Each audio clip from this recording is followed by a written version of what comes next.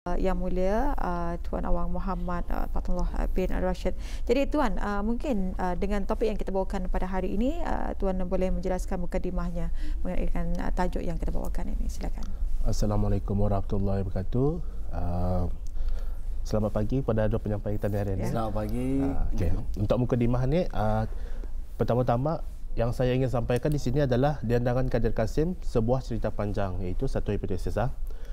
Diandangan ini disampaikan oleh Pendiandangan Haji Kadir bin Kasim. Beliau merupakan pendiandangan profesional yang merupakan juga pendiandangan terakhir Brunei. Maksudnya sekarang tidak ada lagi lah? Yang profesional tidak ada lagi. Lepas itu, beliau sempat saya temu ramah lah. Saya antara yang terakhir lah yang merakamkan yang last yang punya ada saya sebutkan sekarang nanti. Beliau meninggal pada 24 April lalu pada 2018.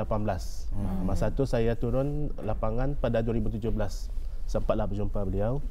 Itu mengenai hipotesis saya pada hari ini bahawa diandangan yang disampaikan Haji Kadir Kasim ini merupakan sebuah cerita yang berkesinambungan. Beberapa buah ceritanya macam ada keterkaitan antara satu dengan yang lain. Sehingga timbul hipotesis ini. Apa yang kita terima masa ni bahawa cerita panjang ni bukan cerita yang selama ni yang orang episod ni sebuah cerita berdiri dengan sendirinya. Namun tadi melihat setelah dia nanti sekarang akan ada diandangan A, diandangan B, diandangan C akan ada tadi lihat bagaimana ia berkesinambung antara satu episod dengan satu episod. Baik, alhamdulillah ya. Jadi maksudnya cerita ini bersambung-sambunglah daripada kisah yang lain, sehingga kisah Diandangan Kadir Kasim ini ya. Baik, ingin kita ketahui apa yang dimaksudkan dengan Diandangan Kadir Kasim ini. Okey, yang dimaksudkan di sini bahawa apa cerita-ceritanya yang dibawakan ataupun diandangan-diandangan yang dibawakan. Pendiandangan ini beliau telah membawakan ada 5 buah cerita, iaitu diandangan Syekh Abdul Rahman dari negeri Kaling, diterbitkan oleh Dewan Bahasa pada tahun 2010 dalam bentuk transkripsi. Yang kedua, diandangan Tuan Pemagat tahun 2011, sama juga Dewan Bahasa yang menerbitkan. Yang ketiga, diandangan Sultan Muda Pukul Gelombang anak Tuan Pemagat. Di sana macam ada tiap anak Tuan Pemagat lagi. Pun sama juga pada tahun yang sama diterbitkan oleh Dewan Bahasa. Dan yang keempat, diandangan Sultan Bunga Teluput. Ini belum terbit, tapi ada tersimpan dalam tesis yang tersimpan di UKM, Universiti Kebangsaan Malaysia. Satu lagi, diandangan Muda Selindung. Diandangan Muda Selindung ini yang saya turun rakam hari itu, antara yang belum terbit dan baru siap tahun ini ditranskripsi lah. Pada masa itu sebuah cerita tu dalam ada 6 jam lah ceritanya. So dalam 3 sesi, pada satu sesi saya turun, sesi pertama 2 jam, 2 jam, 2 jam, 3 sesi lah cuma tu. Jadi ini dan pada biasanya juga pendiandangan ini mahir membawakan lebih dari 10 buah cerita. Ini yang sempat didokumentasi hanya 5 buah sahaja, dan ataupun yang kelima tu beruntunglah saya sempat merakamkan dan sempat mendokumentasi lah untuk kajian saya lanjutan nanti. Jadi kisah-kisah yang dibawakan ini memang kisah-kisah dongeng ya? Yes. Ia merupakan fantasi, cerita pasal raja-raja yang ada istana sentrik lah orang. Tadi Tuan mengatakan ada 10 buah cerita. Jadi yang sempat 5 buah. Jadi salah satunya mungkin boleh diceritakan sedikit. Panjang tu ceritanya. Panjang ceritanya. Tapi nampak nanti saya akan cuba gambarkan secara kadang membandingkan pasal kalau ceritanya kalau secara simple 2 jam lah ya. Terlampau panjang. Tapi yang hero akan secara simpelnya lah, hero akan mengembara. Lepas tu mengembara, dia akan merampas sundangan orang. Di sana ia akan ada perkelahian, pertarungan, sehingga pada akhirnya akan ada kemenangan. Itu secara simpelnya lah. Tapi biasalah 2 jam itu kalat je mata kadang undangan pasal panjang. Okey, jadi itu pengisian cerita yang telah pun dikaji ketika inilah. Jadi mengapa sebenarnya awang berhipotesis bahawa Diandangan Kadir Kasim ini merupakan sebuah cerita yang panjang? Okey, sebagaimana yang selama ni kita terima bahawa ia merupakan Diandangan ni berepisod-episod bukannya satu cerita yang panjang. Namun setelah saya membaca ataupun habis saya yang Selindong ada, yang saya rakam itu, sepertinya macam ada kesinambungan episod dari Diandangan Tuan Pemagat, Diandangan Tuan Pukul Gelombang, anak Tuan Pemagat, macam ada pertembungan episod di mana kalau kita lihat nanti kadang akan ada saya bandingkan di mana mereka tu bertamu, sehingga perkara ini dikuatkan lagi dengan asumsi awal, iaitu Awang Ahmad. Beliau ada mengkaji Diandangan yang disampaikan oleh Duraman Sudin. Beliau menyatakan bahawa setiap pendandangan biasanya mampu membawakan lebih dari 10 buah dandangan. Dan pada biasanya setiap satunya saling berkait antara satu dengan lain. Di sini tah macam saya tenulah, beliau belum membuktikan, tapi yang beliau kaji pada masa itu adalah yang disampaikan Duraman Sudin, bukan yang Awang Kadir Kasim ni. Sehingga dari sana ditambah lagi dengan melihat ciri-ciri ciri-ciri Diandangan itu. Ia merupakan sebuah cerita yang panjang yang disampaikan oleh, yang dikemukakan oleh Saiful Bahri bahawa yang ketujuh, ia ada 8 ciri. Saya sebutkan saya yang satu jangka masa persembahan bergantung kepada suatu cerita, disampaikan kadang-kadang mengambil masa beberapa malam dan dituturkan secara bersambung-sambung. Di sana tani lihat bahawa memang ceritanya panjang. Namun yang benda ni baru akan dibuktikan. Tani lihat lagi dari strukturnya, dari struktur cerita. Struktur cerita ni tani melihat kadang pergerakan watak tu, melihat bagaimana ia akan jelaslah di mana ia berjumpa kadang. Itu struktur cerita tu tani boleh bagi kepada tiga peristiwa besar, iaitu satu pengenalan. Pengenalan ni selalunya eksposisi watak. Nombor 2 penggambaraan wira. Yang memicu kepada peperangan yang saya sebut tadi, peperangan. Lepas itu yang ketiga peleraian. Di sana pun ada juga bertembung watak ni. Di mana tadi lihat sekarang satu-satu. Okey, yang pertama tadi bincangkan dari pengenalan. Saya membandingkan Diandangan Tuan Pemagat dengan Diandangan Muda Selindong. Setelah dibaca atau diorang digandingkan, macam sama. Intronya sama, pengenalannya sama, tapi penyampaiannya berbeza. Pasal ia lisan kan. Macam sekiranya kita bercerita pasal version kita lain lagi sikit. Macam itu. So sehingga ceritanya, hero-nya berbeza. Misalnya Diandangan A, Diandangan B. Namun ceritanya sama pasal episod itu terjadi dalam masa yang sama. Misalnya situasi ini, tapi berkenaan bercerita pasal kita. Sekiranya lepas tu bercerita pasal kita, sehingga macam samalah kalau tadi menceritakan ada macam sama. Jadi maksudnya jalan ceritanya sama, cuma hero-nya yang berbeza. Yes, dia punya tajuk pun berbeza. Di sana tadi saya macam berkesinambung kah? Macam sama saya kata. Tapi sebenarnya ia berbezalah sedikit. Tadi lihatlah yang petikan awal yang di mana yang menyebut ini payah pulang dia. Ia bergandang Ya. Ini saya cuba bacakanlah. Cuba bergandang sedikitlah. Jangan. Ini yang Diandangan Tuan Pemagat. Kalikannya tersabut pulang perkataan, dinargi nilam, digubah nilam di. Nilam digubah, ramai rimbun nargi nilam digubah. Digubah nilam, dinilam digubah, sebatah pigang oleh pemagat. Selamat Tuan Pemagat. Bunga banggahan sadang berkambang, barahan sadang muda bertaruk muda. Tinggalkan Tuan Pemagat, tersabutlah pulang Muda Selindong. Di sana intronya, pengenalannya pasal Tuan Pemagat. Sebutnya lagi Selindong ni. Selindong ni merupakan adinya. Tuan Pemagat ni kira raja dalam negeri itulah. Selindong merupakan adiknya. Sama juga dalam cerita Selindong dan dengan Selindong intronya pasal Tuan Pemagat juga. Yang ia begitunya adinya, ia sebagai adik kepada Tuan Pemagat. Ini saya bacakan dalam version Diandangan Muda Selindong pengenalannya.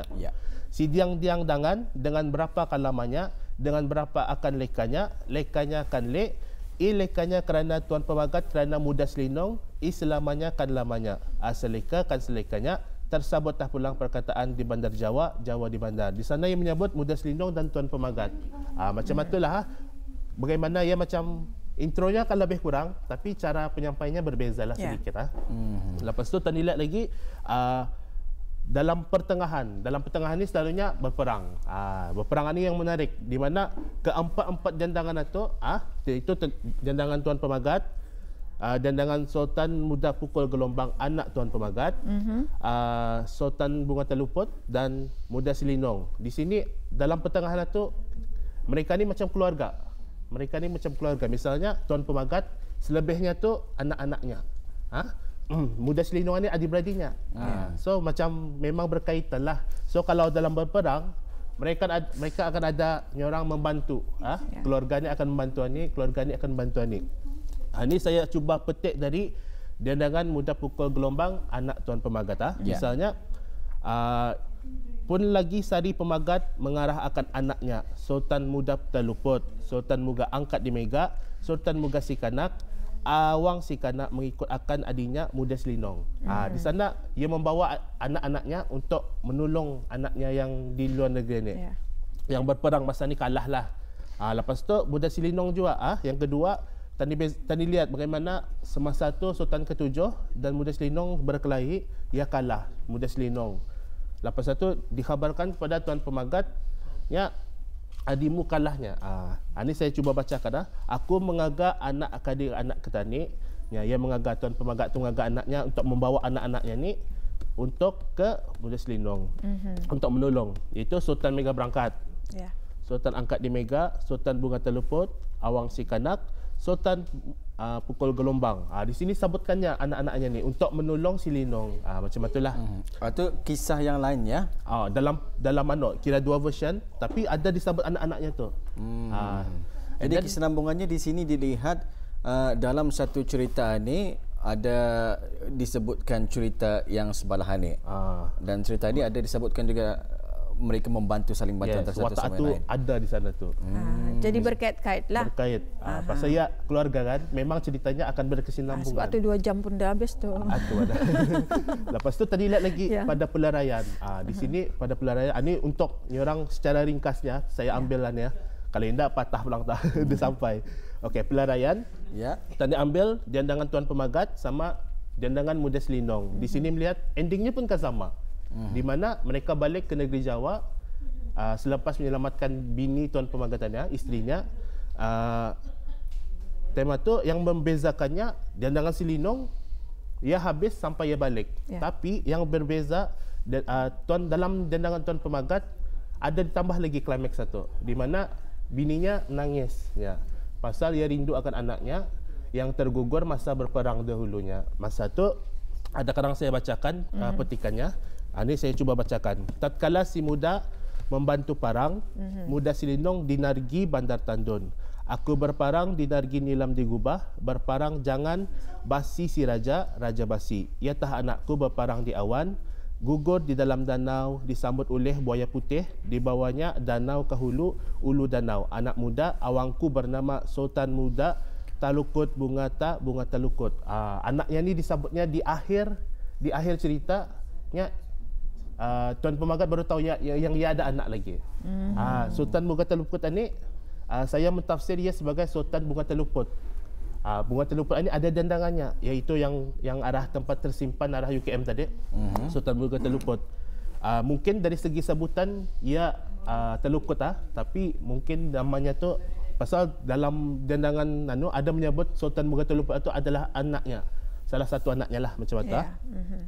Lepas itu kira kalau kita ni lihat kesinambungannya dari A, B, C, D ini macam ada, walaupun berbeza sedikit, tapi memang samalah.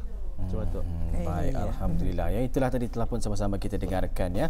Macam mana menurut Yang Mulia Tuan Muhammad Fatullah ya, cerita ini ataupun jandangan ini ada kesinambungannya ya. Jadi untuk akhirnya ni Atul ya, mungkin Tuan Fatullah ya dapat menyimpulkan mengenai dengan perbincangan kita pada pagi ini. Untuk menyimpulkannya bahawa jandangan ini yang disampaikan oleh Haji Kadir ini sebenarnya sebuah cerita yang panjang dan dengan merujuk tadi pertama cirinya asumsi awal Awang Ahmad yang menyatakan ia berkesinambung dan yang tadi melihat struktur cerita dari pengenalan, pertengahan dan pada peleraian. Di sana ada pergerakan watak tu orang walaupun dia secara komplit tapi melihat sana membuktikan bahawa ada berkesinambungan di sana. Namun pendedangan, ini yang menariknya, secara kreatif ataupun bijaksana telah memecahkan kepada episod-episod sehingga episod itu berdiri dengan sendirinya dengan nama tajuk yang berbeza-beza tersendiri. Dengan tajuk yang tersendiri, episod tersendiri. Meskipun nama watak itu memang ada. Misalnya watak A, ia akan namanya akan diandangan A macam itu. Watak B, ia akan fokus kepada watak B. Macam itulah. Diharap perbincangan ini dapat menjawablah hipotesis pada pagi ini. Baik, alhamdulillah ya. Itu betul. Telah pun itu baru 5 kisah ya. 5 dendangan. 5 dendangan. Baik. Tadi seorang pendendangan boleh menyampaikan sehingga 10 dendangan ya. Yes. Apa yang berlaku kepada kisah-kisah yang lain? Adakah sempat dirakamkan ataupun disimpan macam mana? Memandangkan ia merupakan orang disimpan secara memori. So memori ni orang atutah yang mahal lah. Satu diturunkan secara memori. Oleh itu ini mungkin adalah yang antara yang beliau ingat ataupun kan masa ni kalau dulu mungkin dia boleh ingat dalam lebih dari 10 pasal rancaknya permintaan daripada khalayak. Orang masa orang kahwin ada dendangan ni. Masa ni dalam 20 lepas dari tahun 60-an atau tahun 80-an lah. Sunyi, sepi. Sebab itu mereka kurang adanya platform sehingga kurang latihan. Betul. Mungkin yang apa yang ia ingat, yang kelima ni mungkin yang disampaikan ni antara yang popular ataupun yang memang beliau selalu berlatih.